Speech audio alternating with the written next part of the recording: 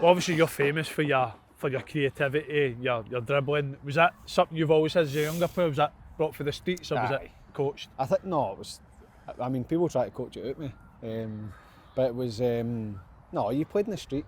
You just it was just big games, copy or whatever it was, and it's funny because when you're back then, you wanted to dribble and you wanted to beat people. It's a wee bit different now because of the systems and the way that the younger kids are coached, but everybody just had one ball and you just tried to beat everybody, and that kind of stuck with me. It was the same when I went into boys club. I think it was about 7 or 8 year old playing for an under 10s. That was the youngest level.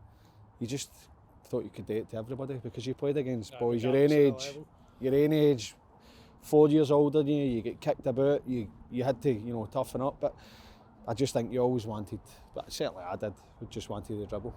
So you touched, it's funny that you touched on, you think it's slightly different now. Do you feel that way in terms of when you came through, you could have that more kind of creative freedom? Do you think that is coached out of kids a wee bit? I do. I think that when you look at, and look, there's nothing wrong with it because I still enjoy it. You look at the way the game's played now, there's less individuality, it's more about, and you can still dribble and be a team player.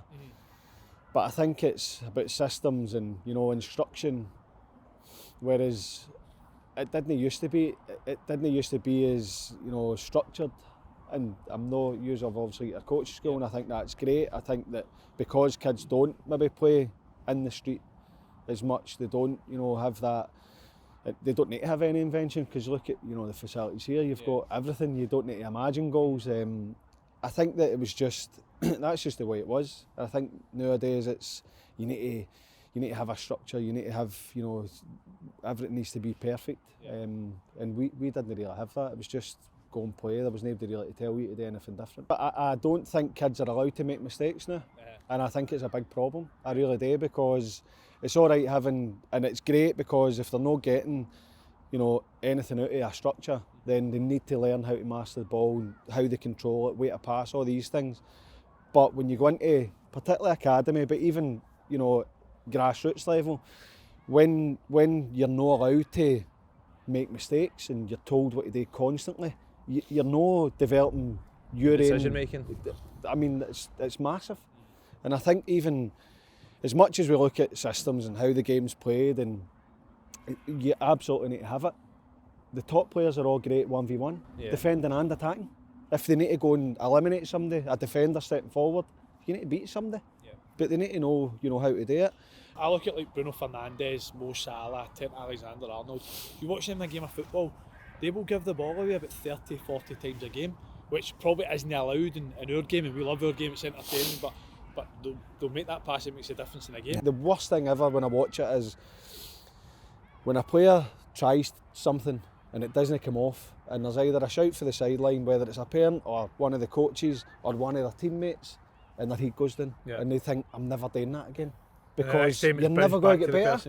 And then they go, right, you have it, why don't you try it? And then they go, well, I'm not trying it because it didn't work, so somebody else can. And then nobody ever tries it. Well, see, that to take that back to you as a youngster then, because like you says, you were a flair player, something that liked to create.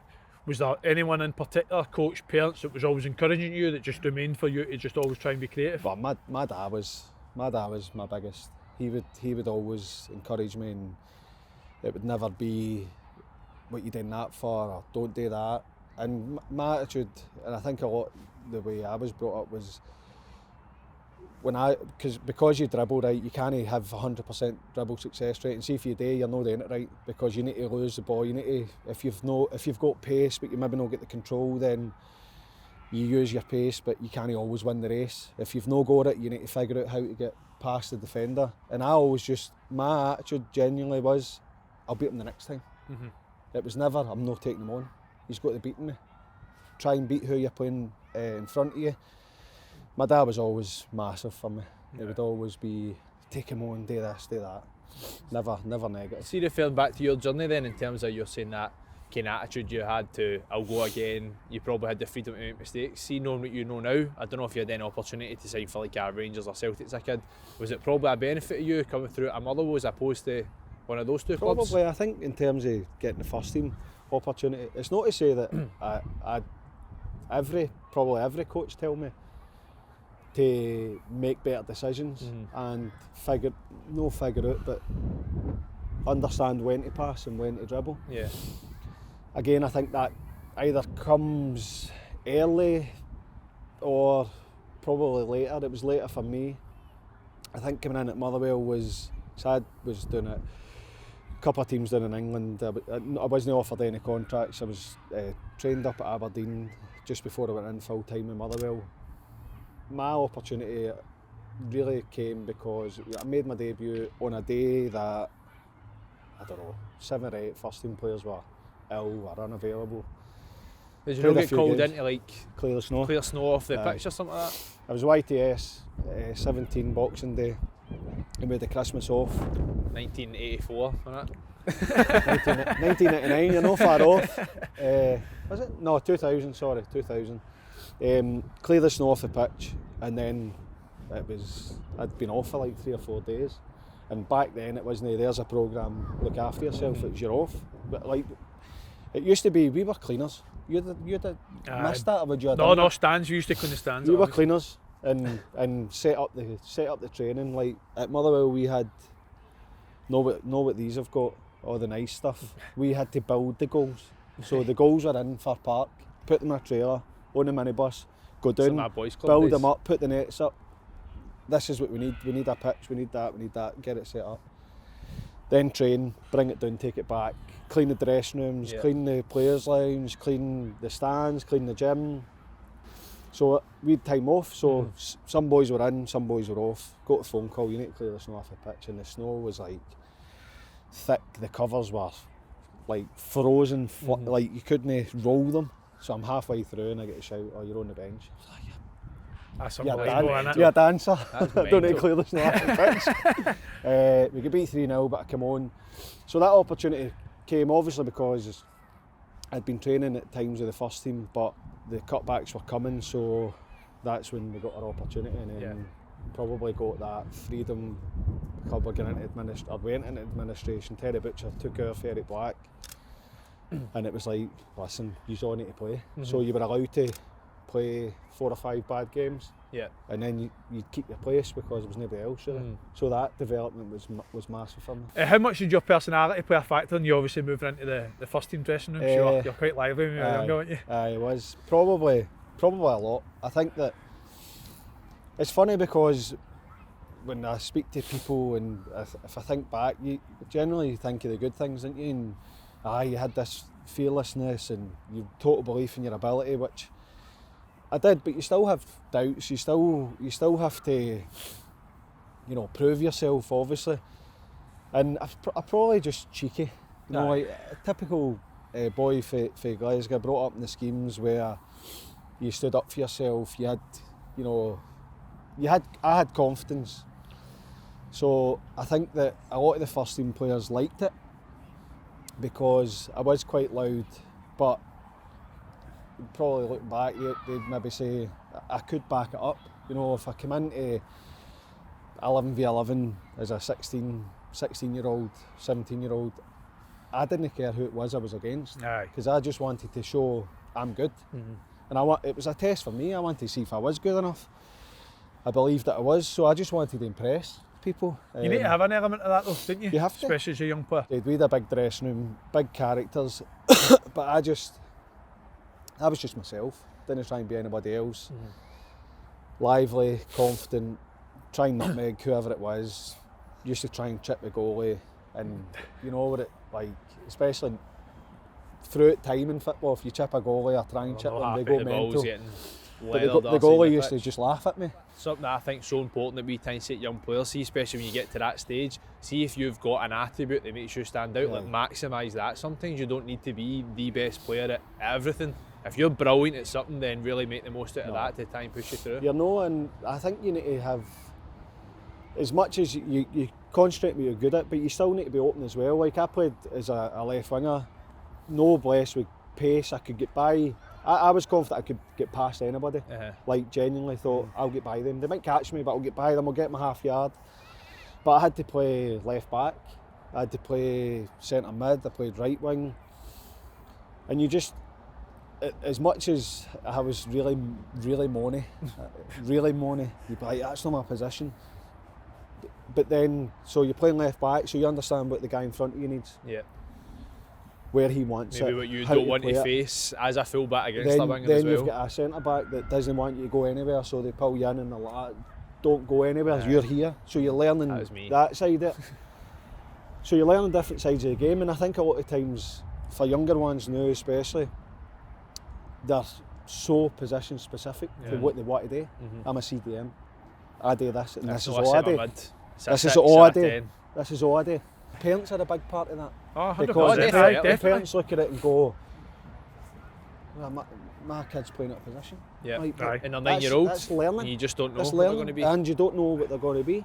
Well, we've done obviously James MacArthur, Scott Arfield, and yourself, and all three of your biggest influences, as you said, was your parents. Aye. So as much as you've probably had brilliant coaches over the time, and you've played in the streets I've for had hours great on end. coaches. But like you said, it's the actual encouragement for your parents that have actually But helped again, you kick on. another thing that's been a bit of a common theme with a few of the guys, I'm actually really surprised that it was the case for yourself, that you weren't the best player even as old as 18s, but that just shows you how hard it is. See, as like a coach or a scout or a manager to know. Aye. See, when you're 16, 17, it's so hard to know if you're going to be good enough or the best at 21 even. But I don't know if that was the consensus for other people. That's what I felt. Like when I was playing games, I wasn't having the impact that I wanted to have. Like training and stuff, I would say I like probably a big lesson for younger kids once you get any age. Be the best player in training. Like try and be the best player. Be the best player you can be first. Yeah. Try and be the best in training, and that's not by,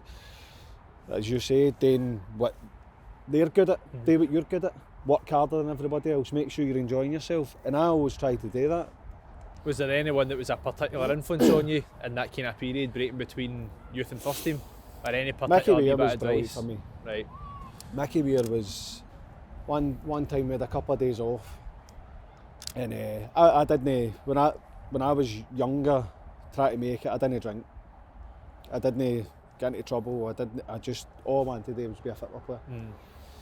My pals were out drinking. I'd go with them. I wouldn't touch it. But with 2 days off anyway, and I never done anything. Like literally sat in the house on a Saturday, watched the telly. Sunday probably the same. Come in Monday, my legs were like lead. I couldn't move. Me and Mickey's like, "What have you been up to?" I says, "Not done anything." He's like, "Aye, right." I says, "No, I've not done a thing. I've lain on the couch. I've done this, done that, whatever. Watched the telly." He says, "Well, maybe you can't have 2 days off." I says, "Well, what do you mean?" He says, "Go for a run, go for a walk, stretch." Get yourself moving. And I done it the next time with 2 days off, and I felt great on the Monday, and I was about 17. From that point on, if I ever had training, I'd never take 2 days off. I'd always do something. So that discipline, sacrifice, which you have to do when you're older. You don't need to do it when you're younger. A lot of kids now, for me, they're pushed into this 7, 8, 9, 10-year-old, got to be a football player. Right, you need to do this, you need to do that, and it's all a lot of you need to. You need to enjoy yourself. And they've got to want it. You need to enjoy yourself. You can't make somebody want it. You need to enjoy yourself. You need to have fun. You need to want to turn up to training every day. Even if you're not feeling great, you need to want to get better. Nobody's going to make you do that. No, definitely. So Faddy quickly became a household name in Scottish football, and it was at a really young age at the time. I think you actually got Young Player of the Year potentially in the league. How were you able to deal with that as a young player, and what kind of advice would you give to anybody that's going to be in that position, hopefully? I loved it. I mean, when I told you about playing here and there and being part of the first team, when I actually made my kind of breakthrough into the team, Eric Black was a manager, and I was playing right wing because that's another wee lesson for you. He'd just come in as a manager, and one of the first training sessions I'd hurt my left foot, I'd hurt my ankle, and I couldn't even side foot pass it. So I was like, well, I can't say I'm injured because new manager, so I'll just use my right foot. And I genuinely just used my right foot for everything. So he put me on at right wing. One of the games, Dundee away, I think it was the first time I came on. And was your ankle still sore with your left ankle at the time? I couldn't kick the ball with my left foot. So he thought I was right footed. So I come on at right wing. Scientist at that point. No, great wee physio, John Porteous, brilliant physio, but I never even told him.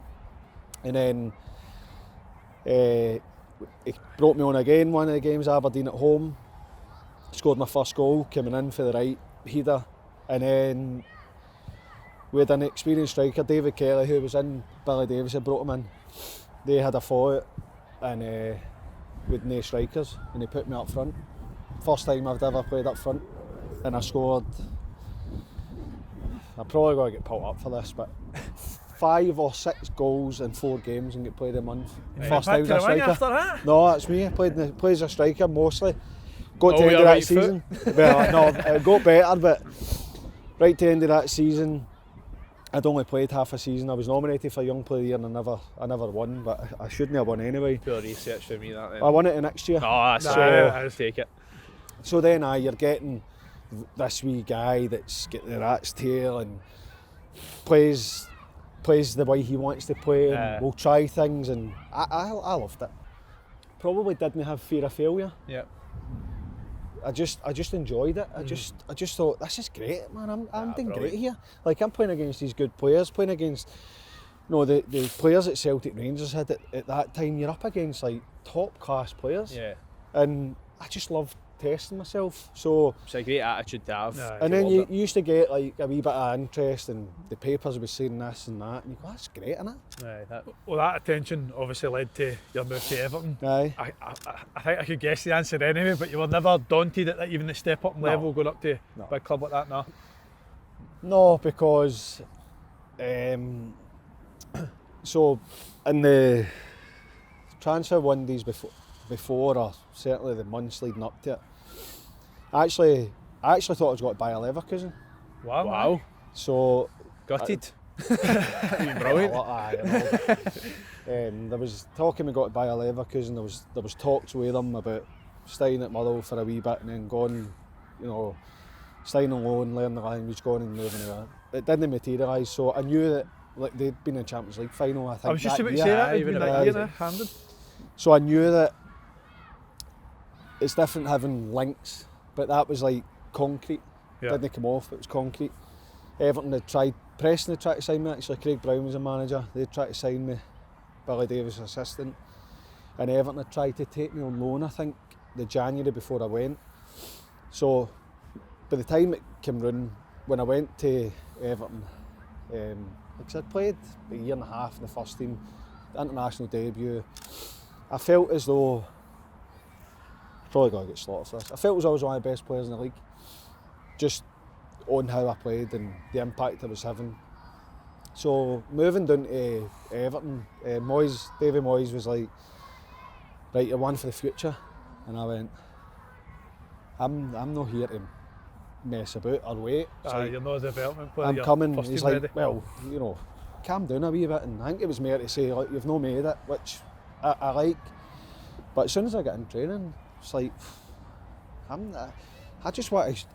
you need to prove yourself. Yeah. There's always it's no, right, I'm good, relax, and I'm going to enjoy myself. It was, right, I'm going to show them. I did think, I'm moving to the Premier League now, this is going to be a massive step up. I'm going to need to work harder, I'm going to need to have a better attitude, I'm going to really need to look after myself. I did have a good attitude and I loved training, but I just thought this is going to be a huge step up. And it was, in terms of the physicality and the quality, of course it was, but I felt that made me better almost instantly. Still the same things, decision making and things like that, but I had no thoughts of, it was my first day, I was in, Kitman had put my kit in the first team dressing room, so I'm sitting down getting ready, Gaffer pops his head in, he's like, what are you doing? So I'm getting ready for training, he's like, no, in there with the young boys. So I get put in the young boys, I'm going, what's going on here? But it was like Tony Hibbert was there, Leon Osman, Nick Chadwick, Peter Clark, a lot of good characters, and it was just like the dressing room, the home dressing room, it wasn't fancy or anything, but it's big and a lot of space, and the one with the young boys was like, the sports centre one, just a tiny wee square. And how did you then react to that, going from being the best player at Motherwell, come to Everton, then getting back to the kids? They weren't the kids, because some of them were older than me and they'd played in the first team, but they were the young pros. Yeah. So it was a wee bit. I wasn't bothered, because as I said, we used to build our own goals for training. But again, the message was, "Oh, you're going to have to wait." Yeah. So, funnily, he says, "You're one for the future." So I signed the Monday, but there was an international game. So I've left to go and play for my country. For him telling me I'm one for the future. We had the League Cup. So I played Stockport in the League Cup. And I was brilliant. I was like, I done really well. So I think the manager went, right, okay. So then we played Leeds at home, started again. I was like, probably one of the best games I've ever had, my debut. And I'm playing against, I think Pennant was playing, and Gary Kelly, 70 caps for Ireland. Leeds were a team that a year before it, by 2 years before the Champions League semi-finals. I'm going, cracked it. This is easy. This is easy.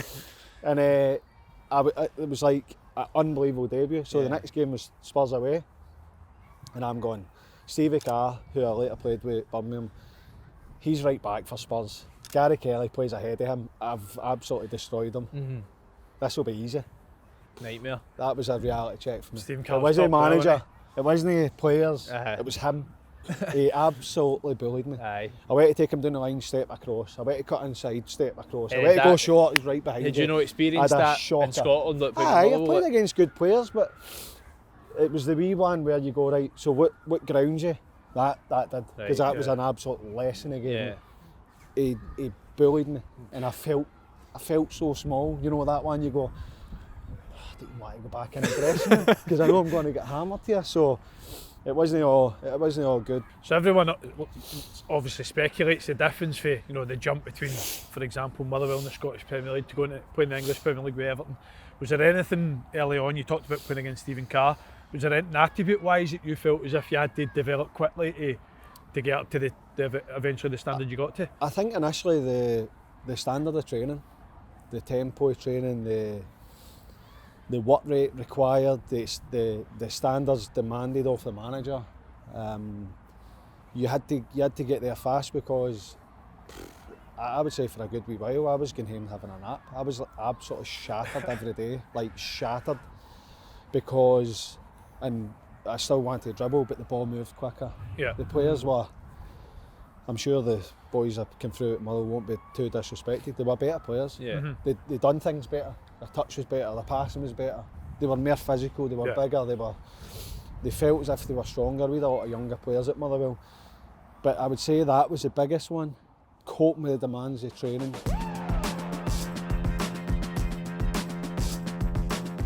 So we spoke about how you dealt with a lot of attention at a young age and your mentality as a youngster. You obviously played with Wayne Rooney at that time. How did his mentality compare to others? Was he 16 when you first trained with him? I think he was 17 when I signed. His mentality was, you wouldn't know. He was like, at that point, he's one of the best players in the world. You wouldn't know. He just came in to have fun. He was like, he was So almost like a bit of a carefree. street footballer in the he way he definitely trained was. and that as well. He was like, talk about how I had to change as well in terms of how I trained. So I was about 69, 70 kilos, Right. like that, Uh-huh. nothing. He was a wee tank, probably one of the strongest there. Like physical, fast, strong. Technique. His technique was ridiculous, Right. honestly. But he was like, he'd go from here up to that goal, crossbar, and he'd ping it off the crossbar and just start laughing. As if, I'm brilliant, I innit? can just do But that. it was No just, bother. everybody just, But did he just basically come up to the training ground with these experienced pros and act as though I'm the was the best best guy player. here? he was the best player. That's crazy. 17-year-old. He was, but he knew he was special, but he wasn't. He was still 17. Yeah. In his mind that it wasn't special to him. That was just him, That was and everybody knew how good he was. Like he had. So he'd always, when he was if he played off the left or he was cutting in and he wanted to get a shot, he'd always get a shot away. But he'd always step and flick it and get a shot away. And I was just, how? Just natural. How can you do that every time? And he says, because when I step, I can see him putting his weight on his right foot, which then allows me to go in. I'm like, why are you looking at his right foot? How you get that awareness to go, well, he stepped on his right foot, I can go? Again, that's probably just a natural football brain as opposed to like Moyes, for example, telling him to do that. No, his was all natural. I laugh when they talk about, and we get it a lot, the current players are the best ever. He's the best ever, he's the best ever. Wayne Rooney was an absolute joke how good he was. Everything he could do. I think that, in my opinion, to end the debate is, whatever position he played the game, he'd have been world class. Yeah. Any one of them. Which you couldn't say for I think it always stands out with me when Rooney was obviously signed for Man U, Champions League debut hat-trick. And then was it Euro 2004 where he was like, if he never get injured, he got injured and that kind of ruined it for them. They'd have won it. Incredible. Absolutely. So thankfully he got injured. So in terms of like we spoke about in reference to the media attention you received, obviously as was off the charts. With any teammates, was there like teammates or did the club need to do anything in particular to try and keep him and almost protect him a wee bit with the amount of attention he was receiving? They probably did, but you weren't. I mean, it was a bit different where social media wasn't a thing, and you probably could manage it to an extent, but there was no holding him back. You know, like he was special. I remember he came up. Walter Smith was still the manager of Everton. They came up to play pre-season. I'm sure Walt was a manager, and there was all this talk about this young player at Everton. Hadn't seen him, but there was all this talk up here. And I know we have access to it, but normally you don't hear about wonder kids coming like through. 15 at the time, would have been maybe 16. And then when you see him up close and how his mentality was, the media stuff was never. Although he's had a lot of bad press throughout his life, that kind of hype and he'd embraced it. He believed it because he should have. Yeah, because he was he that just good embraced anyway. It was quite funny with some of the stuff. The older players would obviously look after them when they had to. As usual, you're in a dressing room, you get a wee bit here and there, but there was no holding it back. I mean, he didn't even. Sometimes they didn't do the warm-ups. Sometimes we're like, I don't need a warm-up. So him and wee Jim Lumsden just going past the ball at each other while the rest of us are doing the warm-up. It was a joke. Onto the Scotia, you were obviously the darling of the Tartan Army for such a long period of time. What was it with you in Scotland, regardless of whether you were having a brilliant time club level or you were at the team, what was it with just you in a Scotland jersey? I don't know. I think that. So I spoke about my training at Everton. The way that the manager was so hard on me every single day, that always get better, and it wasn't until I got older I realised how valuable it was. So you're probably on a period of reflection here where I wasn't playing, I was in and out. The manager at that time, it felt like no matter what I did, it was never going to be good enough, which is the right thing because you're wanting to demand. So when I came away with Scotland, I was playing the Premier League, I was training with good players every day, I was playing now and again against the best players in the world. Then I'm coming away with Scotland, standard of training was so high, everybody was at it, some brilliant players, but I felt as though, but because it's Scotland, everybody wants you to do well.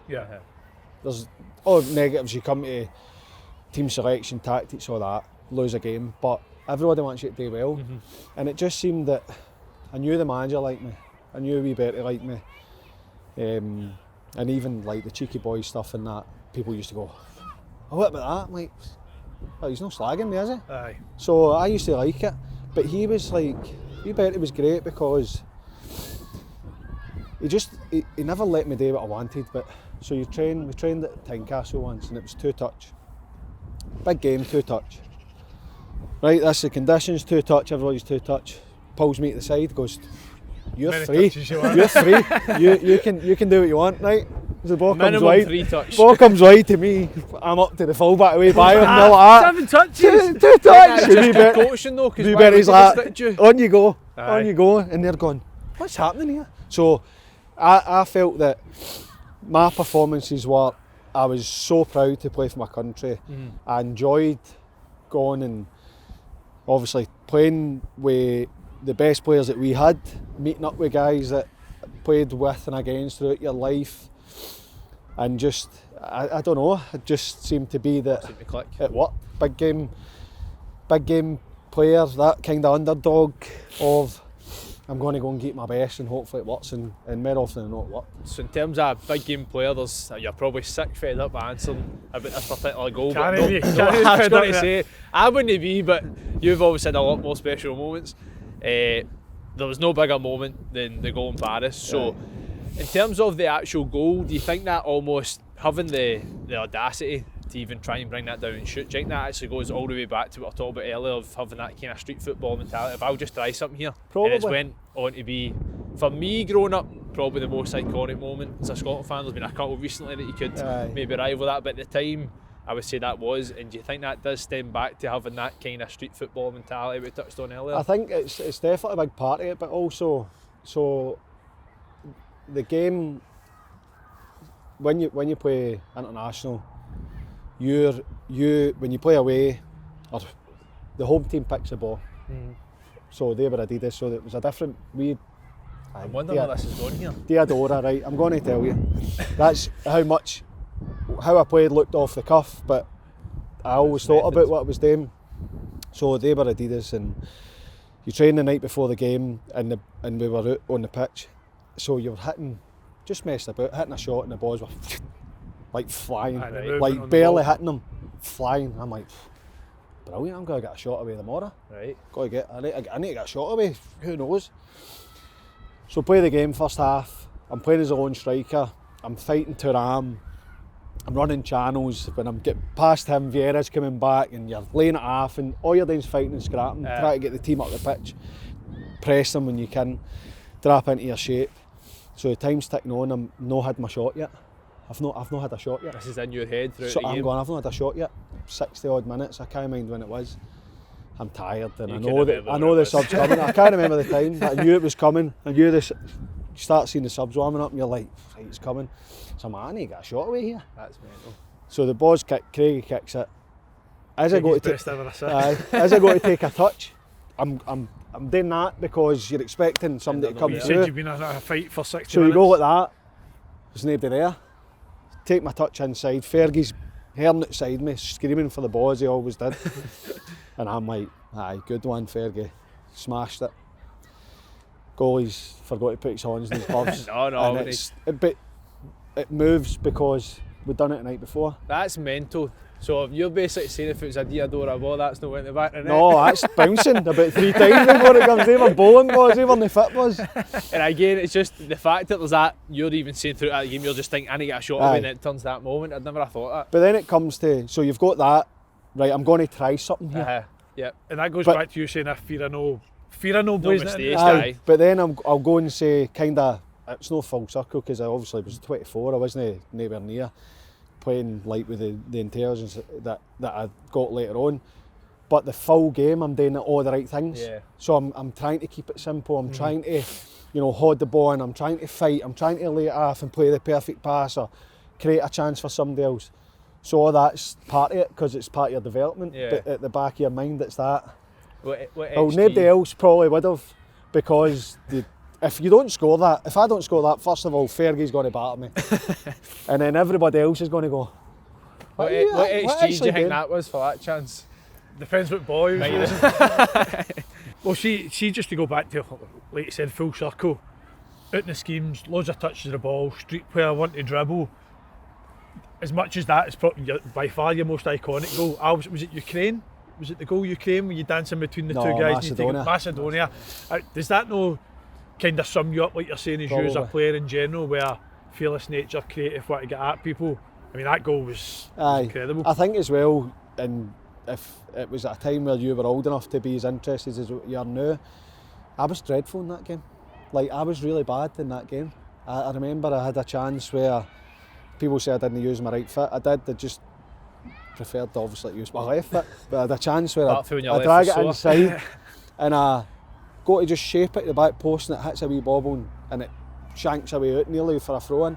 And it was at one of the games where you're going, nothing's working for me. I was terrible. And even when I run through, Sean Maloney, Kenny Miller either side of me, I mean, you need to pass it. The option's not to try and get through the middle, it's to get to one of them in a better position. And then they just close ranks of defenders and I'm like, how am I going to get out? Wee toe poke through the legs. Then you're getting into the goalie going, ruin him, through him, over him. What am I going to do? Too much time? No, I'm just going to go round him and put it away. So it is a wee bit of that where you've got that in your mind that I was a king of the ricochets as well. I always get a wee bit of luck to the point where when people used to get annoyed, I'd say it's skill. If That's you can do it more than once. If you do Luis it all the time, Suarez. it's not lucky. But that is one of them where you go, how have you even done that? Like, I think it would almost be silly us not to talk about the current Scotland team. Yeah. So obviously gone to the World Cup for the first time since '98. When you look back at your Scotland side and this Scotland side, obviously two fantastic sides. How buzzing are you as a Scotland fan? Obviously, honestly, the summer. I couldn't be any more buzzing. I'm no this bitter ex-player that I wish it was me. 100%, of course I do. But no, to be bad to the group they knew. I just wish we could have done it. But I'm now very fortunate to cover the games. But I'm a fan. Like I just want Scotland to win.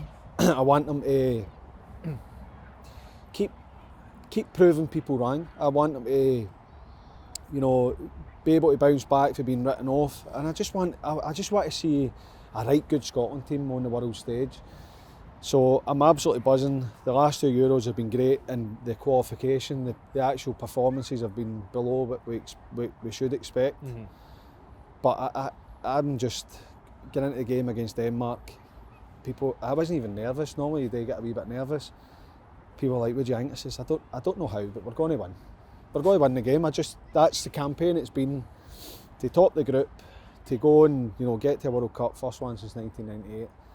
I'm absolutely buzzing, and it's going to be great again. I thought Germany was special in terms of the Tartan Army, getting a chance to go and travel. It's going to be a great experience. You'll know as well, for being a Scotland fan when you were younger, we're talking about remembering your goal for 2007 as youngsters. Like what this group of Scotland players are going to do for the next generation. You can't even talk about the scale. It's another level, isn't it? Well, the unfortunate thing for a lot of people my age, a lot of maybe younger actually, probably more like your age, that have never really seen it, that don't know what it feels like. Now they're going to be spoiled, and they'll be going, we should have done this and should have done that, and their parents will be like, waited this long to get here. Actually getting here, which has been great. Getting there has been the big thing. But I think now we need to go and really put on performances and give ourselves a right good chance, and hopefully we do that. It is going to be tough. I think that people maybe overlooking Haiti because we don't know anything about them. I don't think it'll be, you don't get easy games, but I don't think it'll be as easy, but I think we've got a great chance of qualifying. So Faddy, throughout your career, who would you say was the best professional that you played with throughout that time? It's a tough one. Should I give you time to think about it, shouldn't I? Aye. It's that Calder, I probably wouldn't be able to. Best professional? I don't know actually. I'll tell you who, I'll give you a surprising one. Big Dunk was an unbelievable professional. Right. It's surprising. Aye, I'm going to say aye. And he was always in early. He always worked hard in the gym. He done finishing every single day. Right. You were actually telling me just before you started when you were no anything fancy, just repetition, side foot, find the corners.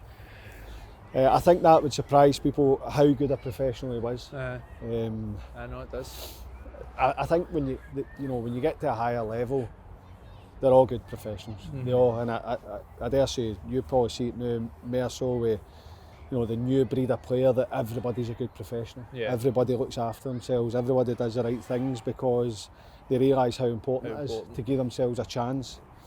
But to pick a best, probably, I think that is tough. But surprising one, I'll go for Big Dunk. And just lastly, mate, what's the best advice you could give young players today? It's really simple. Enjoy it. Work hard. Enjoy. Look forward to go to training. Look forward to playing your games. Have as much fun as you can and work hard.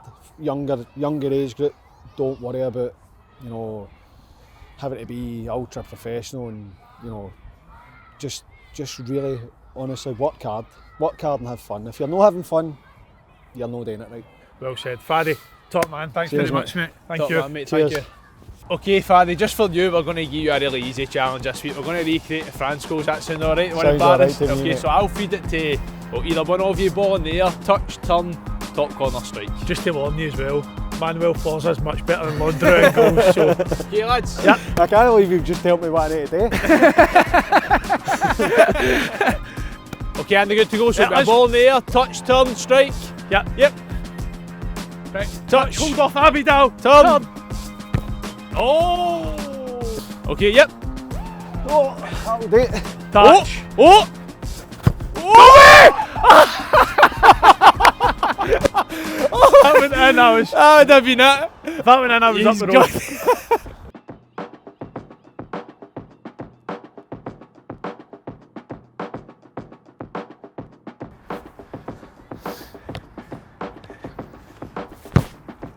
Good strike. Good strike, by the way. Yep. Touch, turn. Right. Terrible touch. Terrible So, two what were we touches. thinking? What was the difference there which didn't allow you to get the good shot? It's too close to me. So, Faddy, wee coaching point here on the importance of setting to the side. So, what were you saying there, Andy? So- Rather than go behind? Come. Ball comes up and down, right? Yep, We're down there. So I back in there yep. and drag it here. But if I go, If it's too much behind you, it's too because close to the I still defender. think the defender's there. If I go there, Yep, you're turning into defender. yep. So it's just a wee diagonal touch. Just a Should wee set been bit- really important and time Not too think far about away. protecting it still. No too close. Okay. Yep. Okay. This is it. This is it. Oh, this is the greatest Oh, Faddy goal!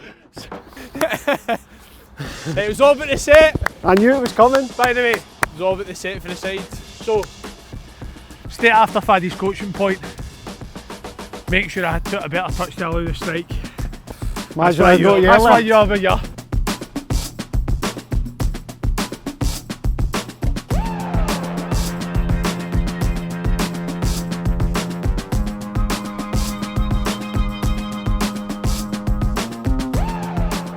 go on, Faddy. Touch. Oh! I could end up the World Cup.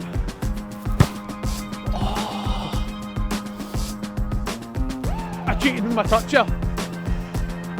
Oh, think I you've know. got the I noticed. Scotland badge on. I noticed, mate. I should have worn my slip, shouldn't I? Yep.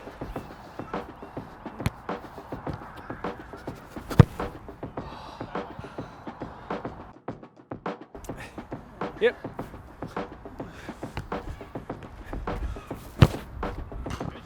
Oh, Right, Yep. I'll do it now then. by the way.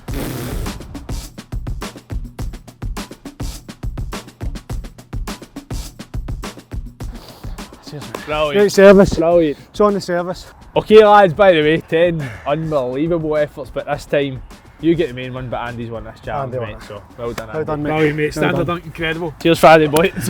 Big group one there. Cheers, mate.